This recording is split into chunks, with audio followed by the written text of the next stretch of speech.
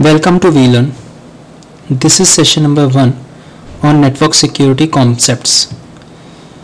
The topics we are going to cover in this session are network security threats, masquerade, replay, modification of messages, denial of service, trapdoor, Trojan horses, then security mechanisms, then cryptography and digital signatures, then shared or semantic key cryptography, public key cryptography, hashing message digest, applying cryptography, authentication, summary of authentication mechanisms, authentication products, access control lists, availability mechanisms. Introduction. In any computing or communication system, there are entities like people, applications, programs, etc. which are authorized to use the system. हर कोई computing और communication system में entities होती हैं like people, applications, programs etcetera जो कि which are authorized to use the system, जिनके पास में ऑथराइजेशन होती है सिस्टम को यूज करने के लिए. Attacks on the system can be categorized as insider और outsider attacks, or we can say insider attacks and second is outsider attacks. Network security threats. There are so many types of threats like masquerade, then replay, then modification of messages, then denial of services. First of all, masquerade. This is when an entity pretends to be a different entity. ये जब होता है जब कोई भी entity अपने आप को किसी और एंटिटी के पॉइंट ऑफ व्यू से शो करता है. Then for instance authentication sequences can be captured and replayed after a valid authentication sequence has taken place. Example के तौर पे जैसे कि जो ऑथेंटिकेशन सीक्वेंसेस होती हैं these can be captured and replayed after a valid authentication sequence has taken place. In this way, the capturing entity assumes the identity of the entity whose authentication was compromised. इस वे से जो capturing entity है वो ये assume करती है कि जो एंटिटी अभी है वो एक ऑथराइजेशन वाली ही एंटिटी है और उसके साथ में कंप्रोमाइज कर रहा होता है. A masquerade is thus usually used with some other form of active attack. जो masquerade है ये इसीलिए is thus usually used with some other form of active attack. Replay. This occurs when a message or part of a message is repeated to produce an unauthorized effect. ये जब होता है जब एक मैसेज और part of A message is repeated to produce an unauthorized effect. जब repeat होता है ताकि ये एक unauthorized effect को प्रोड्यूस कर सके. For example, a valid message containing authorization sequences can be replayed by another entity in order to authenticate itself.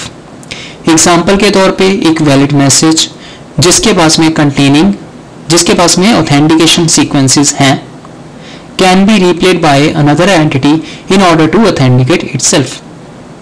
A replay attack is a form of network attack in which a valid data transmission is maliciously or fraudulently repeated or delayed. एक जो repeated attack है ये एक type से network का attack होता है जिसमें एक जो वैलिड डाटा की ट्रांसमिशन होती है इसको मैलिशियसली और फ्रॉडुलेंटली रिपीट करते हैं या फिर डिलेड बेस पे रन करते हैं. This is carried out either by the originator or by an adversary who intercepts the data and retransmits it. ये कैरी आउट होता है या तो बाय ओरिजिनेटर और by an adversary who intercepts the data and retransmits it, possibly as part of masquerade attacks by IP packet substitution. Example के तौर पे possibly जो है ये masquerade का एक पार्ट होता है जो कि IP पैकेट सब्स्टिट्यूशन के थ्रू अटैक करता है. Denial of service. This occurs when an entity fails to perform its proper function or act in a way that prevents other entities from performing their proper functions. ये अब अकर होता है जब एक entity fail करती है परफॉर्म करने के लिए इसके प्रॉपर फंक्शंस को, और acts in a way that prevents other entities from performing their proper functions, जो कि प्रिवेंट करती है अदर एंटिटीज को ताकि दूसरी एंटिटीज हैं प्रॉपर वे से फंक्शंस करें, उनको जो है फंक्शन करने के बाद में प्रिवेंट करे। एग्जाम्पल के तौर पे general targeted suspension of messages and traffic और जनरेशन ऑफ एक्स्ट्रा ट्रैफिक और messages intended to disrupt the operation of the network. These examples are general or targeted suppression of messages and or traffic or generation of extra traffic or messages intended to disrupt the operation of the network. Odds of attack in the denial of service. Consumption of scarce, limited or non-renewable resources. जो odds of attack है इसमें consumption होता है scarce resources का जो कि limited है और नॉन रिलायबल रिसोर्सेज हैं। डिस्ट्रक्शन और अल्टरेशन ऑफ कॉन्फ़िगरेशन इंफॉर्मेशन, जो भी कॉन्फ़िगरेशन की इंफॉर्मेशन है उसमें अल्टरेशन होता है या फिर डिस्ट्रक्शन होता है। फिजिकल डिस्ट्रक्शन और alteration of network components, physically जो भी हम लोगों ने नेटवर्क के कंपोनेंट्स को कॉन्फ़िगर कर रखा है उसका डिस्ट्रक्शन होता है या फिर उसका अल्टरेशन होता है। Common forms of denial of service attacks are buffer overflow attacks, syn attack, tear drop attack, smurf attack, viruses. So जो common denial of service attacks होते हैं वो बेसिकली हैं उनमें बफर ओवरफ्लो होता है या फिर सिन के बेस पे अटैक्स होते हैं या फिर टीयर ड्रॉप अटैक्स के इसमें अटैक्स होते हैं या फिर स्मर्फ अटैक्स होते हैं या फिर वायरसेस वगैरह। फिजिकल इंफ्रास्ट्रक्चर अटैक्स, जो फिजिकली इंफ्रास्ट्रक्चर के ऊपर अटैक्स होते हैं they are of trapdoor, Trojan horses. These are done by trapdoor और Trojan horses. Next comes security mechanisms. Inside the security mechanisms there are so many things like cryptography and digital signatures, shared or symmetric key cryptography, then public key cryptography, hashing message digest, applying cryptography. Security mechanism में like हम लोग जो है cryptography use करते हैं और digital signatures create करते हैं। देन हम लोग क्रिप्टोग्राफी में शेयर्ड और सिमेट्रिक क्रिप्टोग्राफी यूज करते हैं या फिर दूसरा जो है पब्लिक की क्रिप्टोग्राफी यूज करते हैं। देन इसी में ही हम लोग नेक्स्ट जो है हैशिंग टेक्निक्स यूज करते हैं, मैसेज डाइजेस्ट टाइप यूज करते हैं। Like there are so many types of message digest और we can call it by the name of MD4, MD5 versions. Then applying cryptography, उसके बाद में जो है हम लोग क्रिप्टोग्राफी को अप्लाई करते हैं। Cryptography and digital signatures. Cryptography is the translation of information known as plain text into a coded form known as ciphertext using a key. जो क्रिप्टोग्राफी है ये क्या है?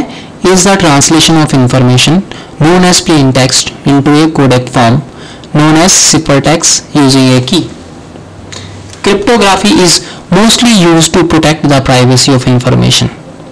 जो क्रिप्टोग्राफी है जनरली ये प्राइवेसी ऑफ इंफॉर्मेशन को प्रोटेक्शन के लिए यूज होती है। In a strong crypto system the original information plain text can only be recovered by the use of decrypted key. Strong crypto systems में जो ओरिजिनल इंफॉर्मेशन है या फिर प्लेन टेक्स्ट है can only be recovered by the use of decryption key. So the plain text information is protected from prize eyes.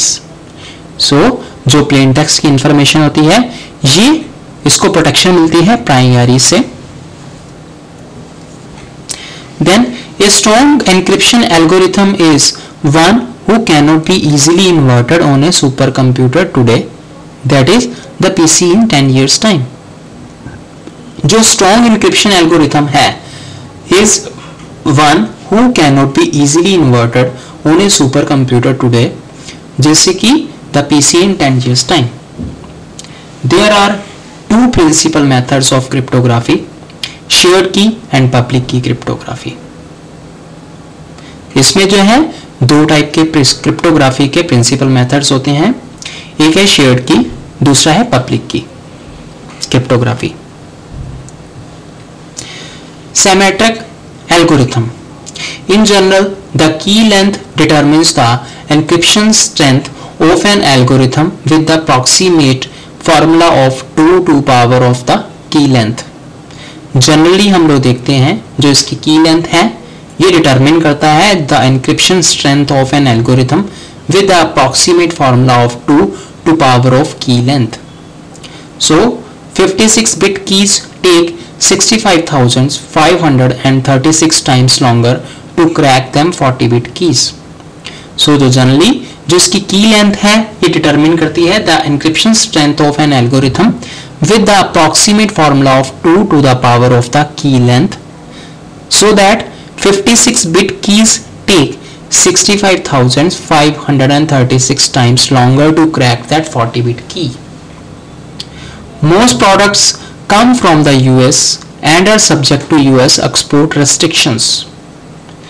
Generally जो most of the products होते हैं these come from the US से आते हैं and are subject to US export restrictions, और even की US export restrictions के accordingly होते हैं.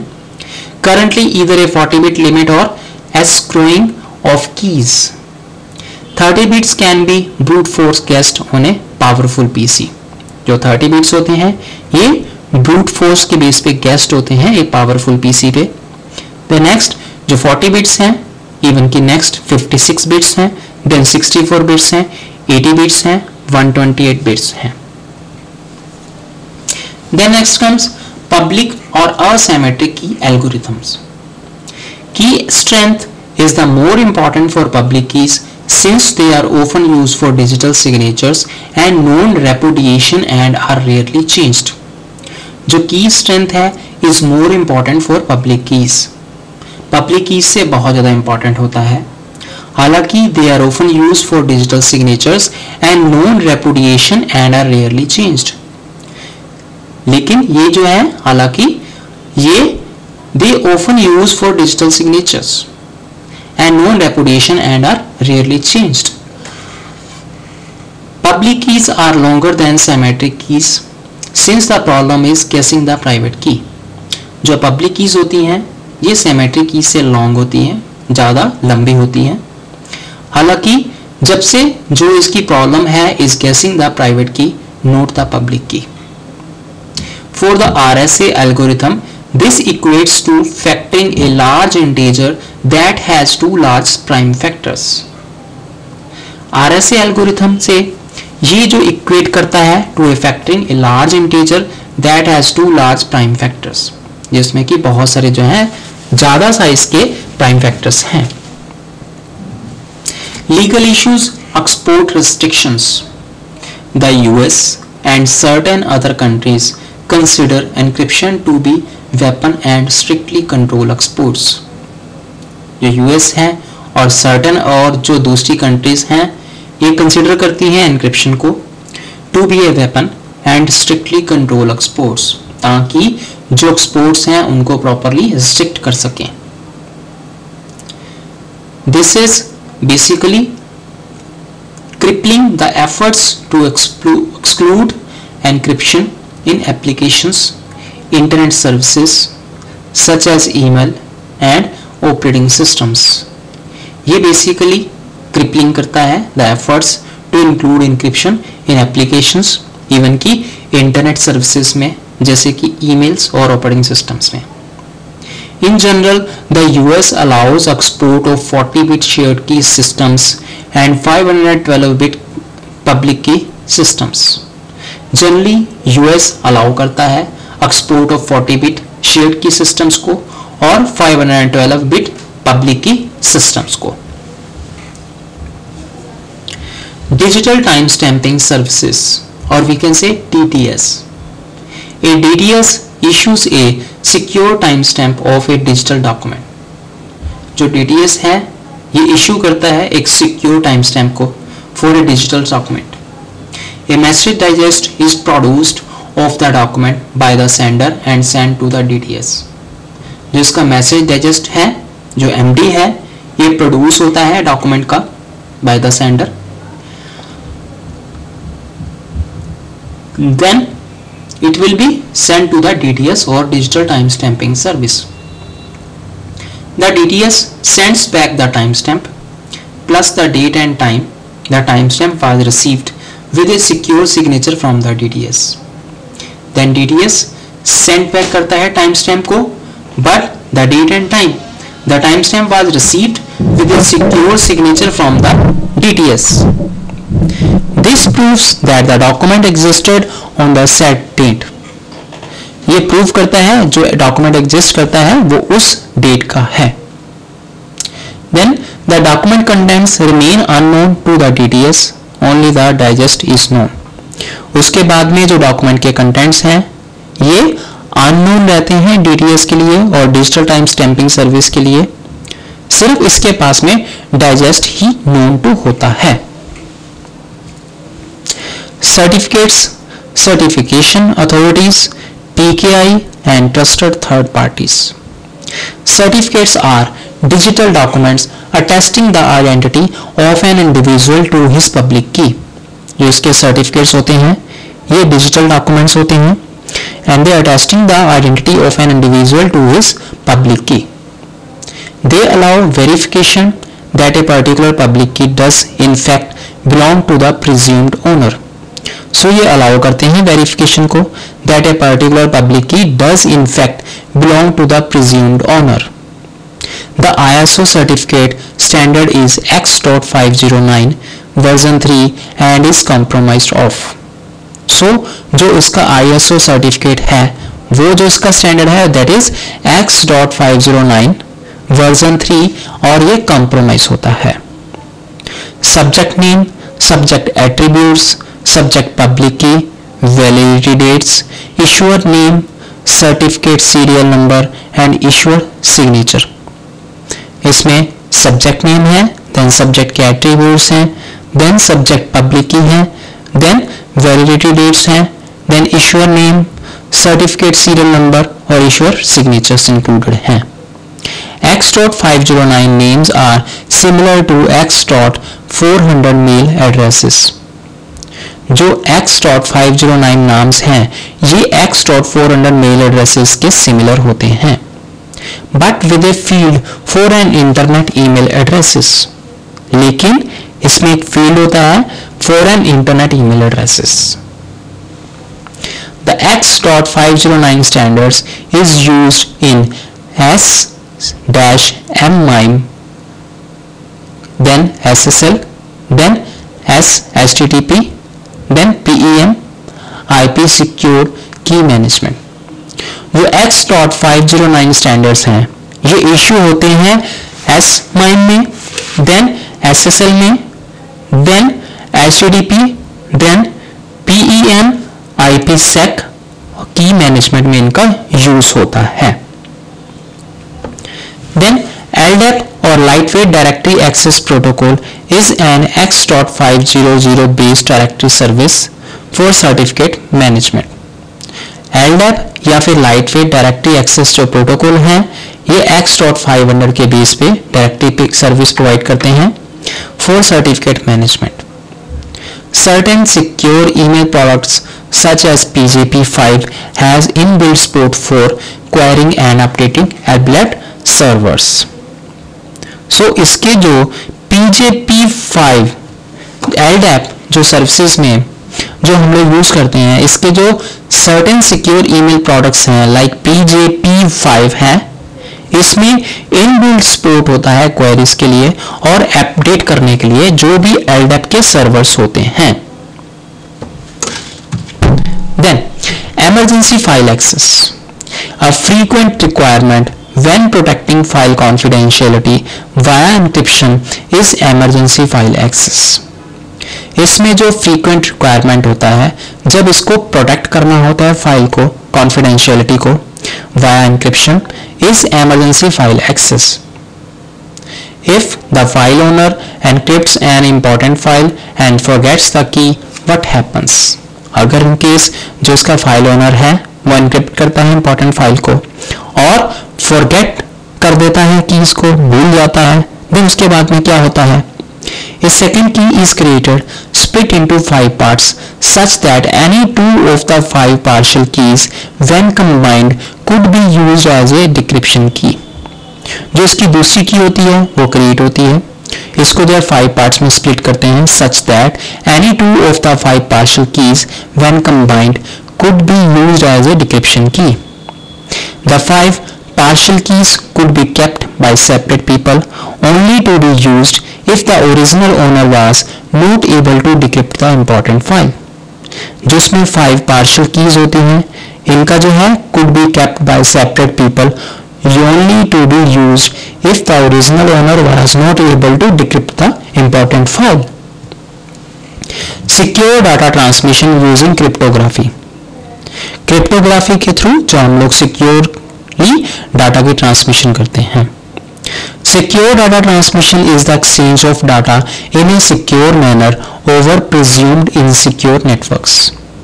इसमें जो सिक्योरली डाटा की ट्रांसमिशन होती है यह है exchange of data in A secure manner over presumed insecure networks. किसके ऊपर बेस्ड हैं?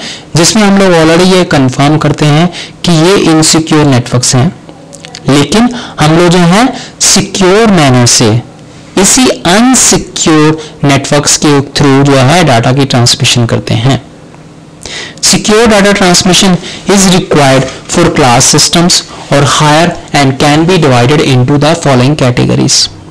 जो सिक्योर डाटा ट्रांसमिशन है ये रिक्वायर होता है फॉर क्लास सिस्टम्स के लिए और higher and can be divided into the following categories. peer entity authentications. Then next comes data integrity, data original authentication, non-repudiation of receipt, access control. जो इसमें secure data की transmission होती है ये required है फॉर क्लास सिस्टम्स और higher and can be divided into following categories. ये जो कैटेगरीज हैं इसमें पीयर एंटिटी ऑथेंटिकेशन है, देन डाटा इंटीग्रिटी है, देन डाटा ओरिजिनल ऑथेंटिकेशन है, then non repudiation of receipts है, इवन की देन एक्सेस कंट्रोल इंक्लूडेड है. Next comes authentication. Authentication is the process of verifying the identity of the subject. जो इसमें authentication है ये एक process है of verifying the identity of the subject, जिसके थ्रू हम लोग verify करते हैं subject की identity को. A subject also called a principal can be a user, a machine or a process that is a network entity. Subject जिसको कि हम लोग principal से भी कॉल करते हैं और इसमें जो है ये यूजर हो सकता है, एक मशीन हो सकता है, एक प्रोसेस हो सकता है जो कि एक नेटवर्क एंटिटी है. Authentication uses something which is known to both sides. Authentication यूज करता है something which is known to both sides, वह चीज जो कि दोनों साइड में ही नोन टू होता है, but not to others that is something the subject is has और knows. Summary of authentication mechanisms. There is no industry standard today. आज की डेट में इंडस्ट्री का स्टैंडर्ड नहीं है. Many different efforts are underway. बहुत सारी जो डिफरेंट टाइप के एफर्ट्स हैं these are underway. In particular, the federated services APIs, GSS APIs and Radius seem like a logical way to interconnect the current incompatible systems without requiring vendors to throw away their existing products. इसमें particular में जो federated services होती हैं, APIs होती हैं, GSS APIs हैं और जो इसकी रेडियस सीम है like a logical ways to interconnect the current incompatible systems हैं without requiring vendors to throw away their existing products हैं. It is hard to imagine such an API offering more than basic functionality. However, since advanced functionality is not common to all products. ये hard है imagine करना, like एक API है जो कि offer करता है मोर दैट बेसिक फंक्शनैलिटी को। हालांकि जब से since advance functionality is not common to all products. Now we have some questions in exercises. The questions are what is denial of service, denial of service क्या है। The next question is what is attack, attack क्या है। As we have discussed all these things in the detail in this session, so we can do these exercises or assignments very easily. That's all for today's session. Happy learning, we learning.